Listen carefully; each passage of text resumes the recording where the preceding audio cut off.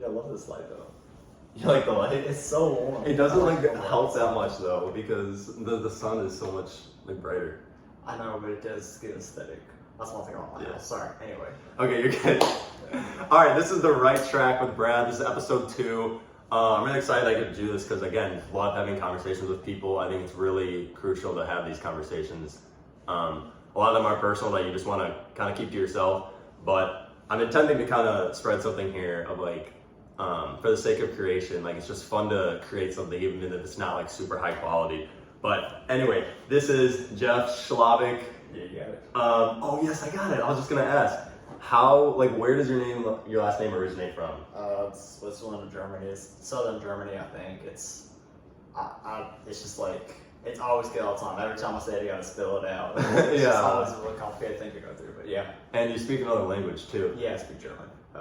It's just kind of what my family's from. It's something we kind of grew up with. That's my first language. And everyone in your family speaks that, like, At home, normally? yeah, that's all we speak. It's just it's always kind of been with our family.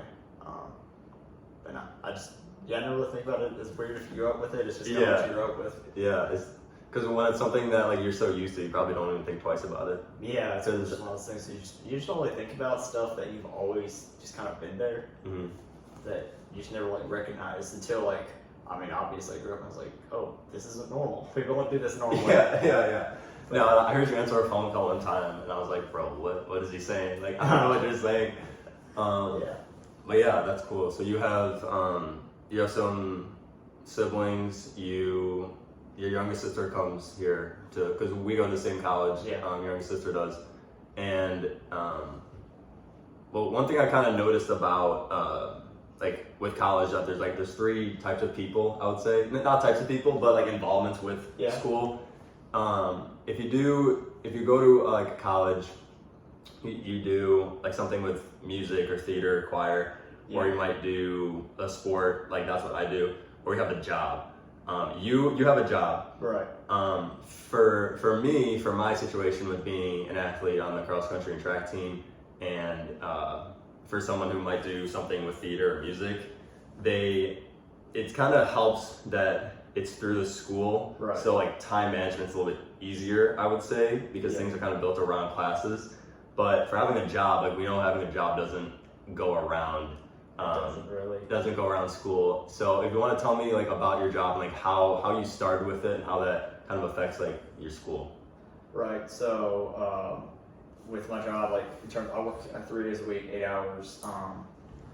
And honestly, I kind of did my schedule around my job because it's going to lead into like a full-time job eventually. Right. I'm a cadet now, but hopefully I can lead into a full-time officer eventually. So this is in the police, like you work at the police station. Yeah. Okay, that's sick. We take a lot of the low priority calls and things like that, like things to take stress off of the street, anything that can be handled either by phone or like at the station or at a business. We generally take care of those types of things, a lot of thefts and things like that. And that's one of my more higher priorities. Actually, when I first started college, I made this list of my priorities, and school was at the far bottom. I was like, I just want to get through school. I'm a criminology major, and it's honestly like people have different perceptions of how it is, but like the way it was for me, because I'm a senior now, it was pretty easy. Like it's like I honestly in the entirety of my school career, I might have actually studied around 200 hours. Like it's very small. Mm-hmm. I mean, when you say 200 hours, it sounds like a lot. I know, but over 3 years. Yeah.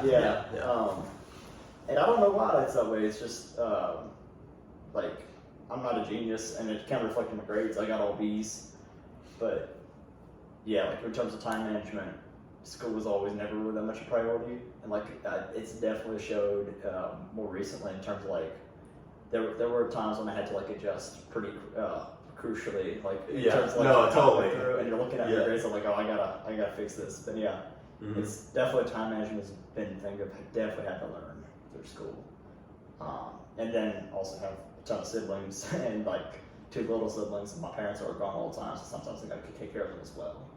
So I see. So it's kind of like a lot of responsibility. It is, but like I kind of grew up with that because my parents have always worked full-time jobs growing up, and it was just kind of one of those things where it's like you do what you can for the family. If that makes sense. Yeah. Yeah. That's really that's interesting though. But like because I've always known you worked in like with the police, but I still don't know exactly like what are you doing like day to day? Like, are you even able to tell us because it's like secret? That's not secret. It's fine. I just so basically the cadets, we have this office, we have an office, and then anything like we need to do, we have a list of duties throughout the day, just like a lot of errands as well for the administration, since we're technically logistics as well. We do a lot of logistical things like making sure stuff goes where it needs to, but then like anything, like honestly, the reason I'm not as like this is what I do is because every day kind of is different, right?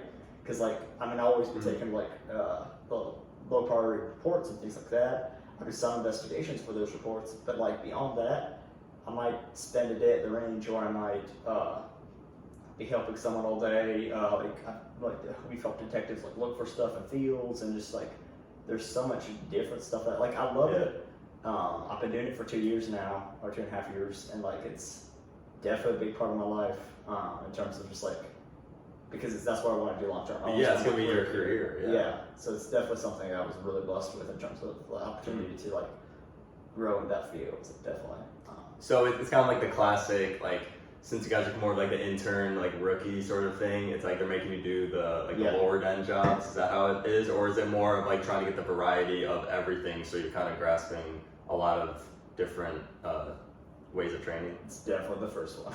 Okay, yeah. Like they definitely want to try to get us into different things and whatever we can, but it's also probably the best thing. The most experience is like we get to ride with officers frequently, and that's something I've got a ton of like experience out of.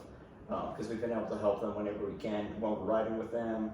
That's where you actually see what you actually do as an officer. Because I've learned how to speak with victims. I've learned how to engage with the public from a law enforcement perspective. But at the end of the day, we're not armed. We don't have a lot of the tools and necessities that you would need to actually perform that duty. That's why we take a lot of like nonviolent, low priority, delayed incidents, whereas like if you're running an officer, you can actually see what's going on then. Right. So that's where you actually get your really good experience. Yeah. Like I said, that's probably the closest experience you'll get to actually just having the job yourself, essentially. And then hopefully I can go into academy later this year. If kind of see where that goes. And then it also, in terms of like working with other cadets, it definitely gives you a little bit more leadership experience because I've been doing it like I'm one of the more senior people on my squad, and it's definitely like you kind of learn how to delegate, but also lead by example. It's like a really fine line of like I will do anything. Like there's nothing I won't make someone else do that I won't do myself. Mm-hmm. But you still want to be a leader though, because because at the end of the day, if you have seniority on there, then if something goes wrong, it's your fault. Oh, that's kind of tough, and I feel like that is kind of how it is for if you're like not like I keep using like the word like rookie, but like I know you've been doing it for a while. But in terms of because what a cadet is, it's a young person like in training, right? Like that's what basically So that's hard because I feel like it's just really easy to kind of throw the blame onto someone new. But we can blame for a lot of stuff that isn't our fault because it's pretty easy just to throw it on us. But it is what it is. It's not a big deal. Obviously it's not like detrimental or anything. But I find that interesting that you say that you like having that because it's so different every day. But I know that like just knowing you for like the year plus that I've known you, you like routine and to have something completely different. Well, it's like one of those fine lines between like, I like having the same thing like continually. I like waking up at the same time because if I don't have structure, then like, and you might know this as well, but like if you don't have any structure to your routine, then there's no telling what you'll do. I might wake up at like 10 o'clock in the morning instead. Like because you need a little structure. And in some type of way, if you prepare correctly, then you can take on like if I eat in the morning and get enough sleep, then I feel like I can take on anything, right? Mm-hmm. So it's kind of like in a way preparing for really anything that might come up in your day. That's one of the things. That's why I work at 7 in the morning but I wake up at 5 because like I have my whole routine, and it takes a good little bit because part of it is going back to bed for like 10 minutes after I shower. What? Because I found With out. your hair wet and everything? Yeah, You're just like... Yeah, 100%. Like I'll just go back because I'm wet and cold, and it's just I found that makes my day so much better. Oh, so you've had the benefits of it. Like this actually makes sense. So you're gonna do it. Okay. Yeah. Like, okay, I'll just go through my routine. Yeah, no, do it. No, that's interesting. So I wake up at like 5 and like get out of bed around like 5:10, 5:15. Wait, hold on. Is this every day or like what days of the week this is? I'm just curious. This is Monday, Wednesday, Friday, and then Sundays as well, and then sometimes Saturday. But Tuesday, Thursday, when I have class at 11, no, I'm sleeping in. Those are my off days. Okay. But those days, like Monday, Wednesday, Friday, and Saturday, and sometimes Sunday, I'll wake up around 5, stay up, and then like get out of bed around 5:15, and then I'll go take a shower, and then while I'm in the shower, I shave and brush my teeth, and then around like 5:30, 5:45, I go lay back in bed, and then For 10 minutes? Yeah, for 10 minutes. Do you actually sleep or is it just kind of like resting? That's how I warm back up from getting out of the shower. That's my way of constantly kind of drying off. That's awesome. I dry off when I get out, but like, it's my hair and stuff. Right. I might read the Bible a little bit as well, and then I'll get out of bed, and then go downstairs, I'll get my lunch ready, and then I'll fix my protein shake for the breakfast. And lunch is normally leftovers from last night. And then I will make sure my uniform's ready after I do that. And then I'll go eat breakfast and then finish my shake because I drink my shake on the way to work. That's a good way to save time. Yeah, that's awesome, dude. When I found this new blender, it's like completely changed my life. I feel like a 40-year-old dad because like they've always my uncle was the same way. He's like, oh yeah, I found this blender, it'll change my life. 100% right, dude. This blender's awesome. I feel that. And then around like around 6:20 or so I head off to work, and then get there like 15 minutes early. So that's how I start my day.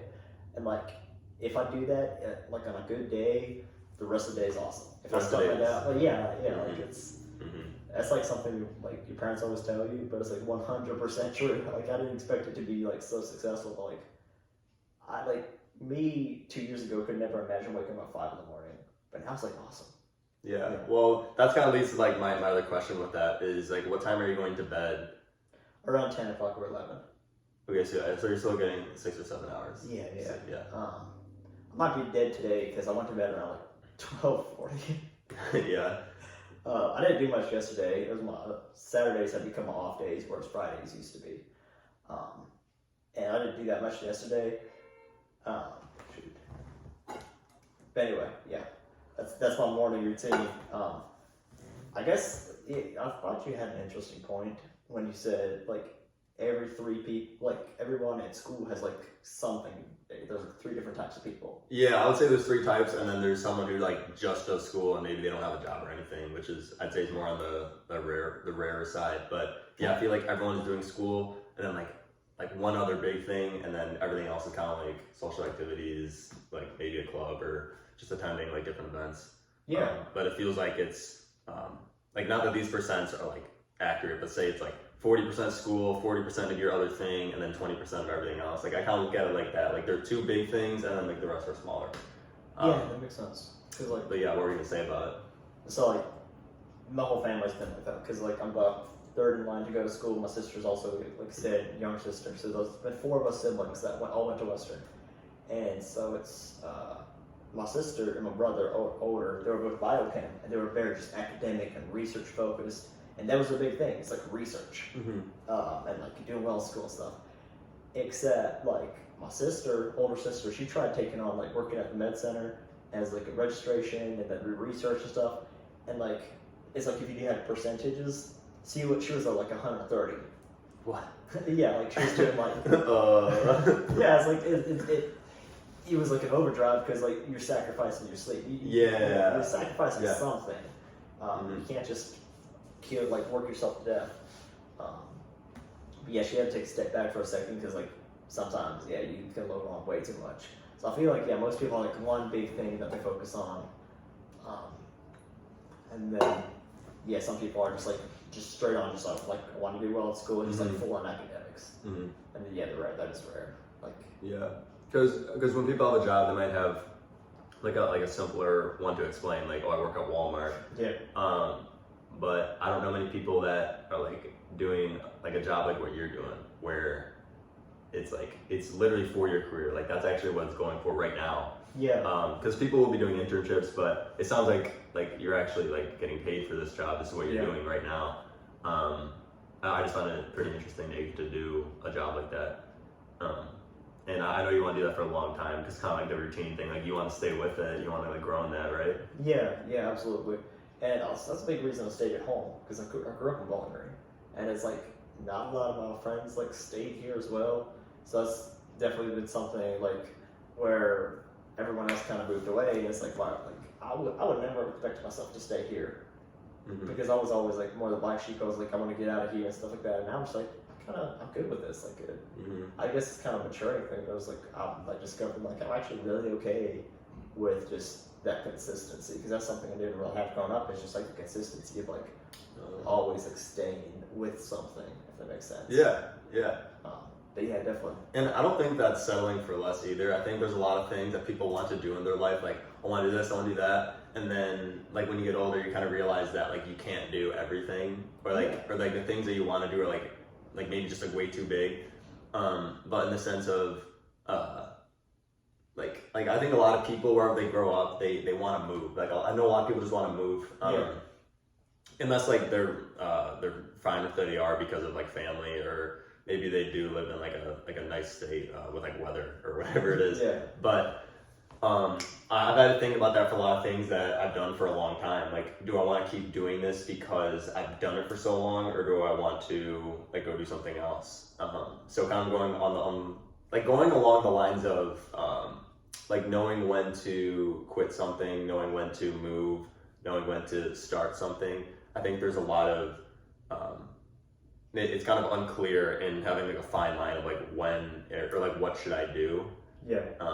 Kind of like what you said, like you want to leave, but I'm sure your first initial thought when you thought of staying here wasn't like, oh yeah, I'm totally gonna stay here. I bet it was kind of like, and you can correct me if I'm wrong, I'm just curious, like were you thinking, shoot, I think I'm gonna have to end up staying here, and then you were more accepting the fact that you were gonna like wanting to stay here, or like how did that, like what do you think? More like it was like these things are keeping me here, so that's why I'm staying here. And then out of like, oh, this is why I'm staying, out of the reasons that I'm staying here, I'm like, why am I actually okay with these things? Because like those reasons are like the supports for like why I'm good with staying. Because like I'm very much the type of person that like make things a pros and cons list, and like the pros and the cons like comparatively were just like way too uneven, too many pros to staying, way too little, and too many cons to leaving. So it's just like I can't really like make like there's just not enough pros to It's leave. not worth it. Yeah, because it's like I mean I'm not like. Yeah, it's like, what, is there something better there? Like, I'm sure there's better stuff out there, like better cities or like a better area to live in. But I don't want to spend my whole life looking for something.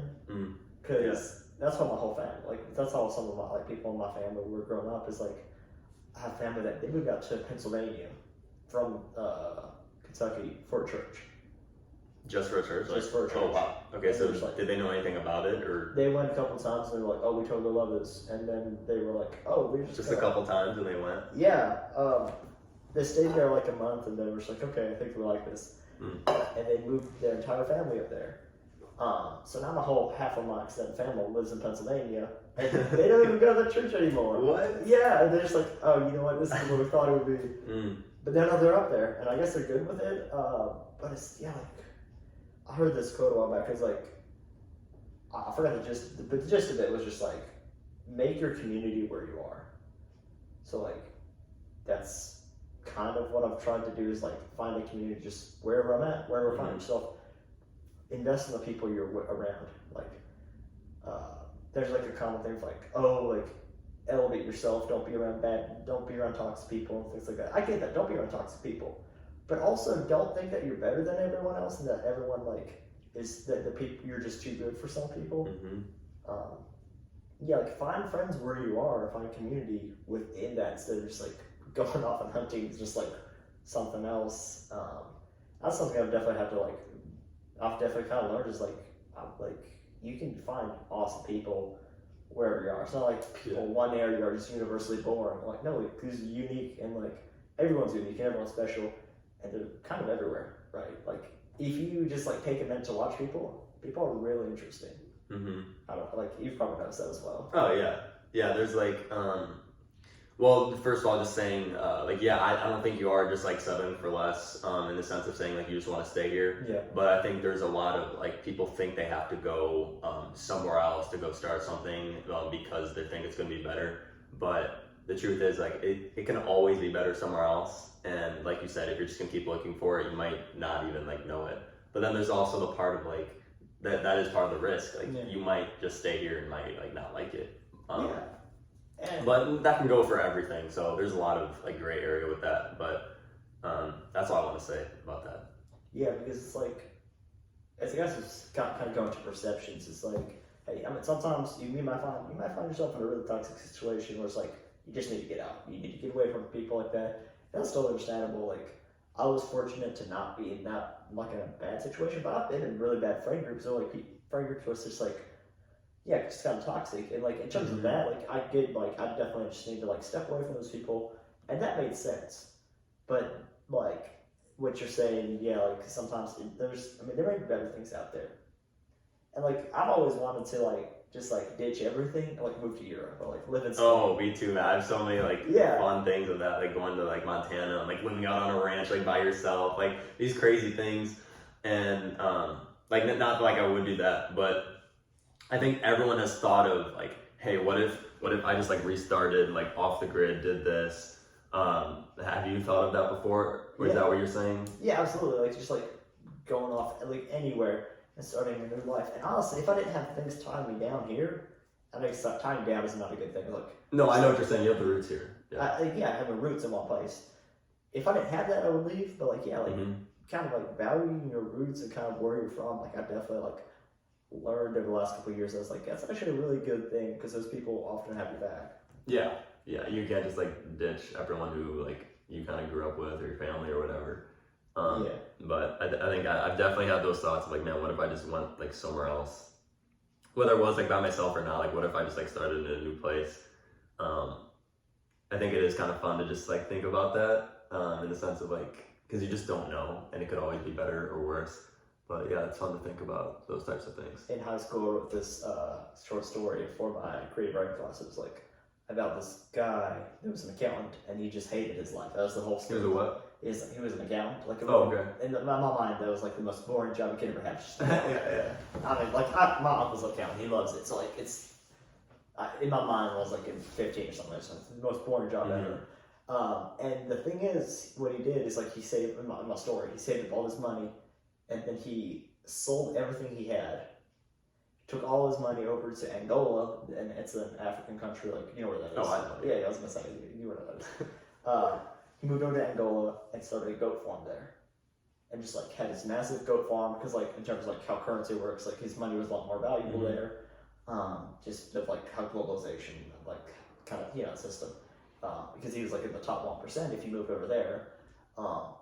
And it was just like how he, the paper was about how he just started a goat farm and like lived off the land and like became acquainted with like the locals there and like started an entirely different life where he like actually like valued what he had and like could actually contribute in a meaningful way to the people around him because he became like a community leader because of his ability to care for people. And whereas if back in America, he didn't have any of that. And that was kind of like, always in the back of my mind is like, I could always, like, that's kind of a far-fetched. But like being able to help other people in a situation where like, when you like, if you're around here, like, you're like everyone else.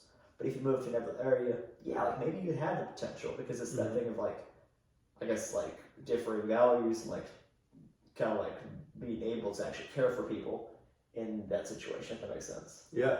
No, I think about that sometimes with going to another country. If I were to like teach English to another like country that just doesn't have that as like a native language, not that like we're experts in English in like any way probably, but we know like the basics of like understanding for sure. And I think I could totally help like a ton of people if I just went there if they wanted to learn English. Like I feel like I could teach like literally a whole class and not have any problem at all. Yeah. Yeah, I feel like I could totally do that. And it's crazy because kind of like what you're saying, like we all have like we said, everyone's kind of like the same person, like in the area. Is that what you're saying about like why you moved? Like it can feel like that sometimes. You can feel like that, yeah. Well, I'd say for this, like with everyone here speaks English for the most part, so. But then when you go somewhere else, like your value is actually so much more. In the same way where like the goat farm you're talking about, like where they went, now like the supply and demand is so much more worth, like it has more value over there than like where you are here. I think that's the same thing with like if I were to go to another country and teach English, like the value of like learning English is so much more than here because everyone kind of already knows. Yeah, absolutely. It's like is that what you're saying? I'm just like making sure. Like, yeah. So like being able to like. Just that, the interchange of like, if you come from one place and then go to another, like, your perception's really changing. Like, I'm saying this, but I've actually never been outside the country. So, like, like, this is how I view things. It's just my view of it. But, like, I could be completely off because, like, my perception of it hasn't been hasn't been accurately influenced by actually, like, going to another country. I've never been to Africa. I don't know what it's like. Or, like, actually any, like, outside country. Yeah. And like I probably will, and I've told a lot of people have told me like, oh, you need to travel like because it changes who you are, and that's something I think about is like how your experiences change you, and like 99% of that is subconscious. Yeah.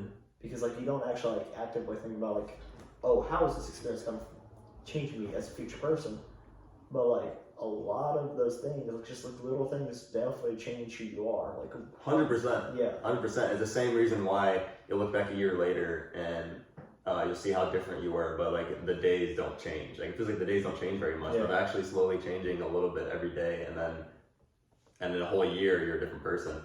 And again, going back to the routine thing we were talking about. Oh no, I forgot what I was gonna say. No, dang, it was something about routine. Yeah. How like little changes over a long time.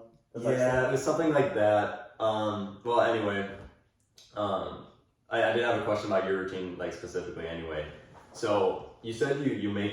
I just want to go back just real quick. You make your lunch in the morning. Yeah. Wouldn't it be easier to just like get it ready the night before, and then you could like make it even more simplified? I guess I could, but then like You just don't want to. I just don't like. It's just I just feel like most of the time I just don't want to think about it. Like I'm just like I just took care of that. Then like I might think in the back of my mind, like I got that leftovers for lunch tomorrow or something like that. Like Sunday nights though, I'll do that. I wish like because we'll have like a big dinner on Sundays, and I'm just like take a chunk of that and save it for lunch. But like on Wednesdays and Fridays, not really. I just find whatever I can, and like I always got backup. Like it sounds kind of gross, but like I keep chicken and like beans and stuff like that. I was going to throw them together real quick. It makes like a really high protein. It's actually really good because I put cheese over it, like sauces and stuff. Yeah, do what you got to do as a college student, right? Yeah, do what you got to do. And I would do that as my backup, but like I've definitely found a way of just like throwing stuff together. Actually, I did. It's actually really good. I had chicken and I threw Italian seasoning on it. Like the ranch, the Italian ranch stuff that you put on a salad. I threw that all over it. It was amazing. Like sometimes you just like make random stuff. Yeah, just try stuff out. I really learned to do that this year. Yeah. One thing. Okay, so we talked about this earlier about perceptions. Because the way that we perceive the world is our reality, right? Yeah. Is that so? We can establish that. So one thing I think about that a lot is like how you see things and how other people perceive things. That's how they understand the world around them, and they use their experiences as a lens. Like I use my past as a lens to see the future and to see my present, right? Exactly. And so in that case, like everyone can see the same thing, and this is something people talk about all the time, but I think it's a fun topic to explore. Everyone can see the same thing, but it's your lens of experience and that shapes your perception of actually what's happening. If that makes sense. Yeah. No, I know exactly what you're saying. I think I keep thinking of these like quick like small analogies. I think a good example would be the reason why you might go to like you see a basketball game, Yeah. and you're like, you might be really excited to go see that, and then another person maybe like doesn't watch like sports. It's like, okay, yeah, this is cool, but like, what's so like good about it? You know, well, one person can enjoy it so much, another person might just not. I think that's that might be a similar thing what you're saying, because it's like my experience is I understand like how the game is played, how like the emotional attachment you might have to a team, how significant the situation is, and then the other person just might not understand it. There's that. I think another thing is color. How like we don't know if people see the same color. Like we know this is green, but like is my green different than your green? I think that's always like a fun like random topic to kind of go over. But then you have no way of actually confirming that, because the only way you can't to confirm compare it to other things, and those other things are shaped by what you see. Yeah. That's something to think about. Is honestly, sometimes we like might see like the way something is set up, and like that makes, or like, but people would get confused about stuff. Like people might like, why would you ever spend that much on something? Mm-hmm. Well, someone did. And for them, it's their perception that like this is worth it to me. Mm-hmm. And this is kind of a tangent, but so I take international relations, and one of the things that we talked about is the theory of realism. And in realism, it states that a state will always act in a way to like improve its power and security. So a state will never act in a way to harm himself. So, and like sometimes with people, I think that people like within their perception always, and this is outside like a higher power or God or anything like that, but like more like if we're, or it's like a really basic view, people act in a way from their perspective is beneficial, generally. Mm-hmm.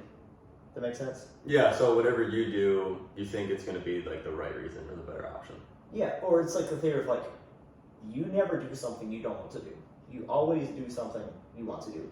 Like you might have been like coerced into do it, or like something might have influence to do it, but that thing is making you want to do that thing. Mm-hmm. It's like convincing you through like authority, like school, like you have to be a class. You might not want to be in class, but the fact that you showed up, you did that. Like you have, I guess you have complete agency over your own life, and in terms of like things influencing you other ways, that's that's kind of, you're still making that decision. Yeah, because you know it's gonna be better for you if you go to it, and then just not doing it, and then like just we know that it's not gonna lead to the right thing. Like if you're not, like if you're just not going to class, then you're just literally gonna drop out. And I'm not talking about those classes where you can easily like just not be in class and still like get a good grade. I'm talking like just like long term. Like if you're not going to class, then like, how are you gonna get your degree? And then if you don't get a degree, then you're not gonna job. It's theory of consequences. It's like your actions it's kind of a debate. They're like your actions influenced by appropriateness or consequences, right? Oh. Do I go to class because it's appropriate because I'm a student and that's what I do, or do I go to class because I'm afraid of the consequences? And I'm a criminology major, and that's something to think about. Is like,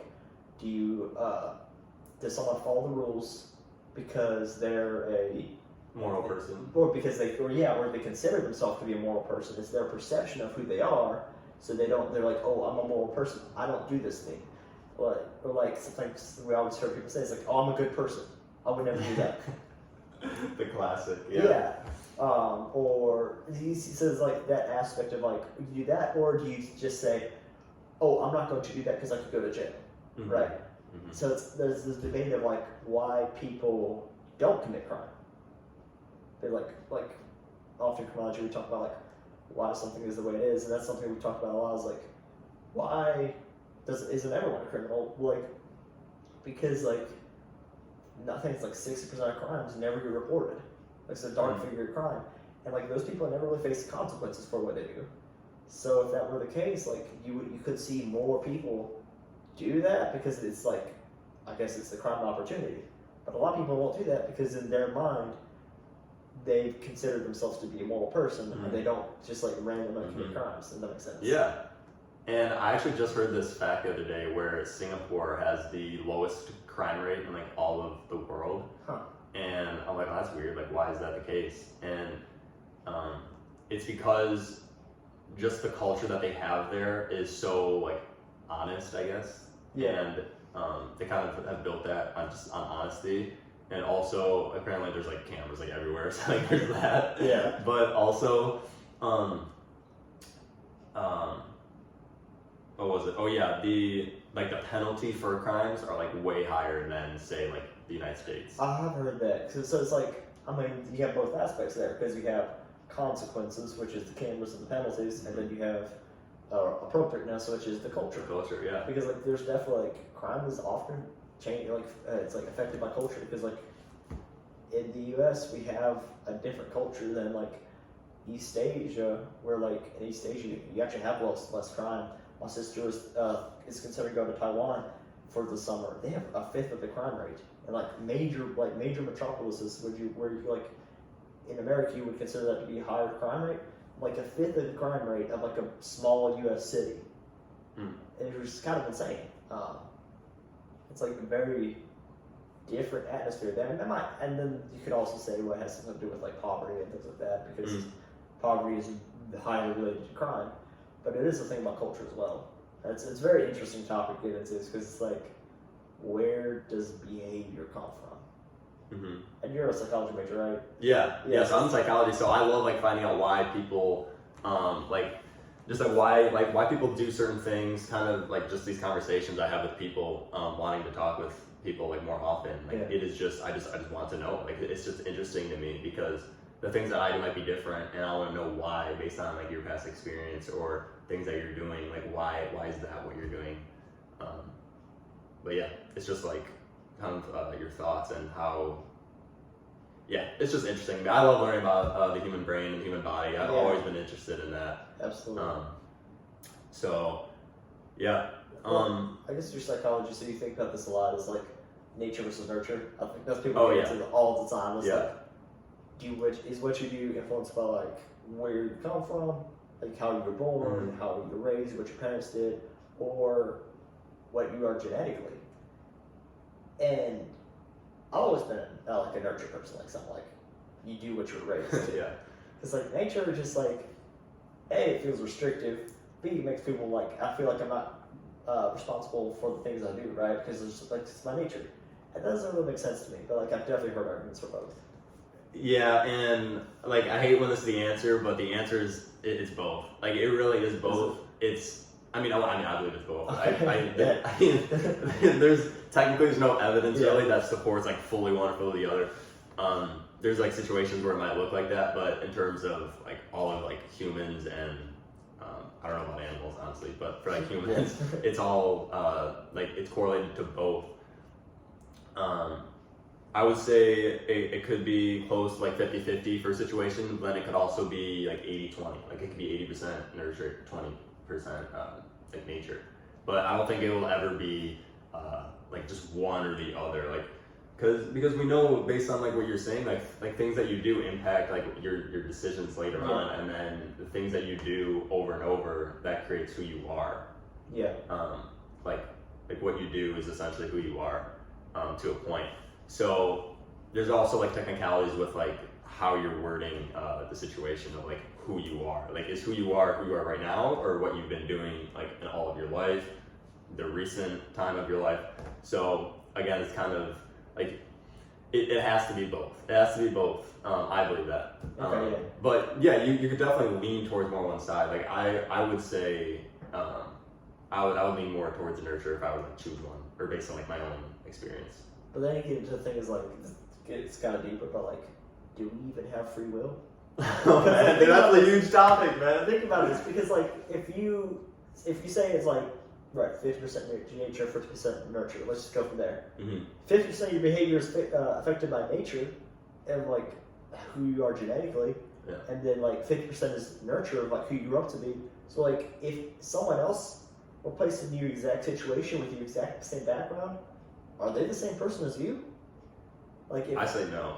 If I have all of your memories and I'm exactly in your situation and you like genetically look the same, am I just a clone?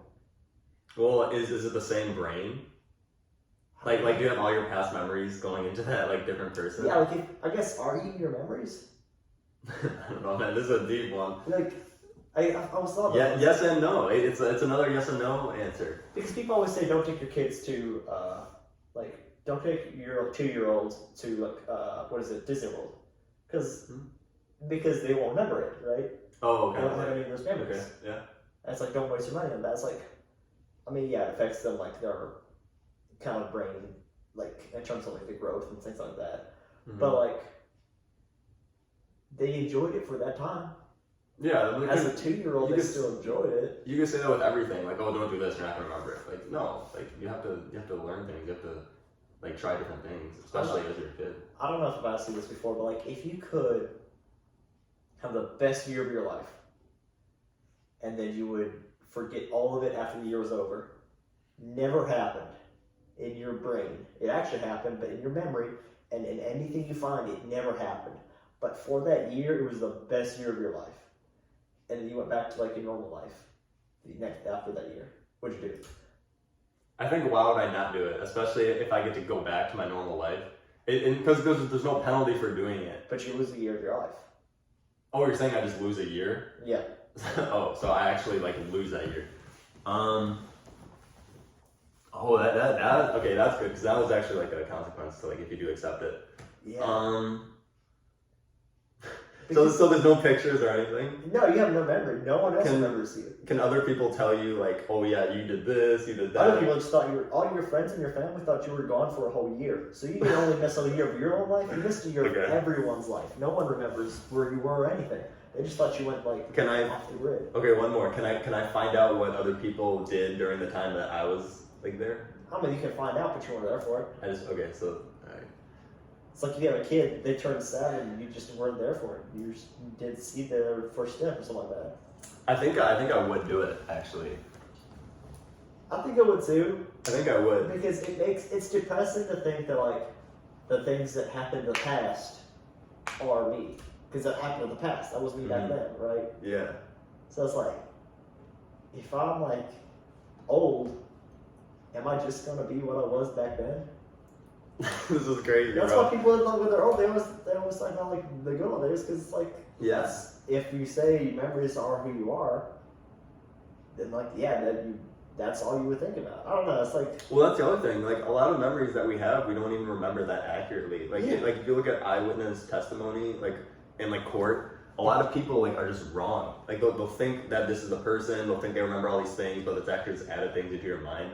That's kind of the like one of the downfalls of nostalgia. Like you might think like, oh man, this was like a couple years ago, this was so fun, we did all this, but then you remember in the moment when you were 2 years ago, or however long ago you're thinking of, there were other things going on and like the struggles and stuff. But nostalgia helps you think about like the times where like it was fun. Yeah. It's kind of like that. Like when you're older and look back at your memories, some of it's gonna be distorted. You're gonna be like, man, that was like the best time ever, like that was like the peak of my life. And then it's like, okay, well, yeah, it might have been a really fun time, but like you're overhyping it a little bit. Like it was great, but again, the distortion of like memories from just like looking back can always be affected.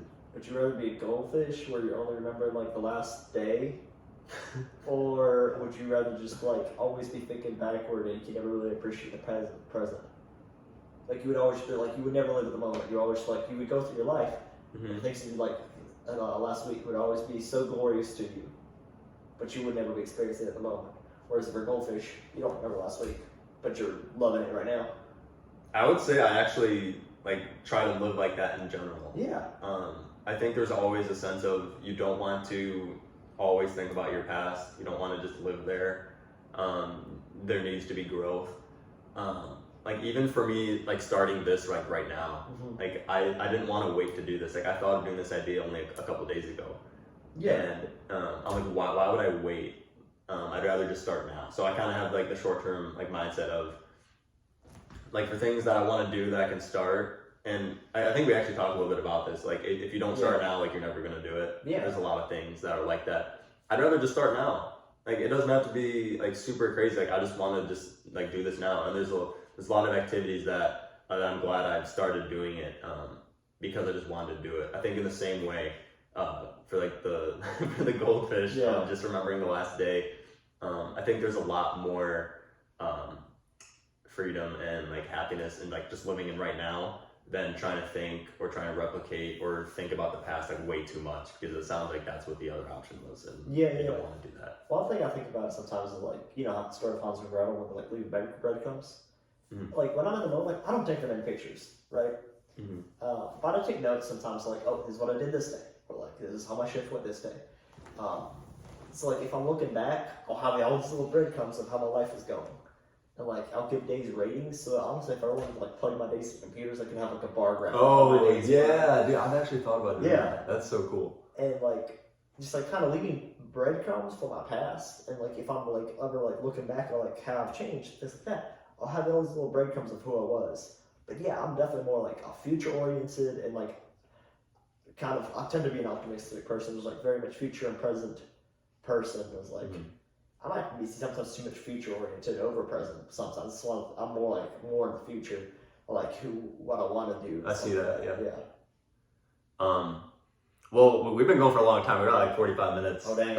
But I have like one like kind of fun question I want to ask, and then I'm gonna try to always end with this other question. So, how long can you go before you wash a pair of jeans? Oh, maybe like 5 days. Five times. 5 times a wear, yeah. Yeah, I mean, obviously it depends, but it's not like I don't think you can wash them every time.